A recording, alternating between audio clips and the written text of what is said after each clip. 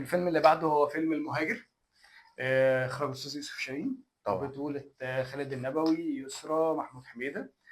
وده برضه يعتبر واحد من الافلام الجريئه جدا في تاريخ السينما المصريه، لانه آه، لحساسيه الموضوع الى حد ما، ان في ناس كتير، او بصراحه خلينا نقول بصراحه ان هي كانت قصه سيدنا يوسف فعلا. امم. ولكن اتعملت برضه في اطار سينمائي، برضه كان في بعض الاختلافات في الفيلم يعني عن القصه الحقيقيه.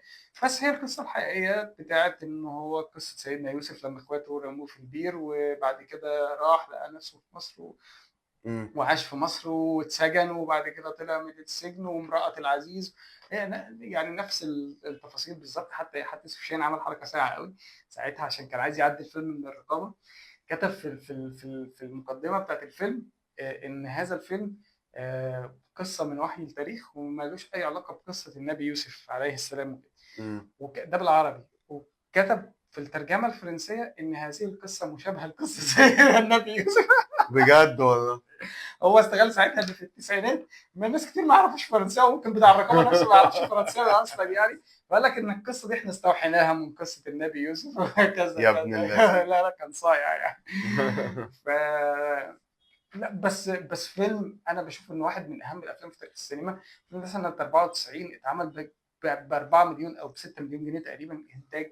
ما كانش في حاجه اسمها كده ساعتها. بس اه. طبعا هو انتاج مصري فرنسي، كانت فرنسا داخله مشاركه في الانتاج، بس كان امم. انتاج ضخم جدا. الفيلم ده عشان يتعمل دلوقتي، الفيلم بيحكي عن الحقبه بتاعت الفراعنه، هيتكلف 300 مليون جنيه يعني، ده طبعا. اقل حاجه يعني. طبعا. فتتخيل ده اتعمل سنه 94 واتعمل بالامكانيات دي، وعلى امم. فكره طالع حلو يعني، على مستوى الصوره وعلى مستوى الازياء وعلى مستوى كل حاجه. الفيلم كان حلو جدا. شخصيه رام طبعا اللي عملها خالد النبوي يعني من اجمل الشخصيات، وشخصيه يسرا وشخصيه محمود حميده برضو.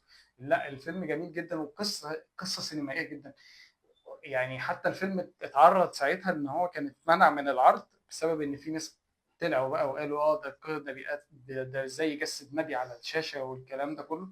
بس الصراحه يا جماعه يعني لا، قصه تتعمل. ما هو قصه انت بتستوحي من الدين او بس ما ينفعش القران. يجسد النبي. مش هتجسده. امم. بس بقول لك انت فكره ان انت بتاخد فكره القدوه او المثل الحسن، فاهم ازاي؟ امم.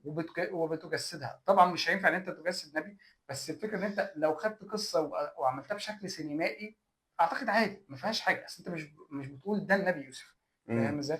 ما هو في مسلسل اتعمل اللي هو يوسف الصديق بعد كده لو بس تفتكر، ده برضو بره مصر. بره مصر وكده. بس انا بتكلم انه القصه بصراحه نفسها ملهمه جدا وسينمائيه جدا. انت لما بتقراها في القران الكريم بتحس ان انت هي بتشوف قصة قصه. جميلة في القرآن فعلا. جميله.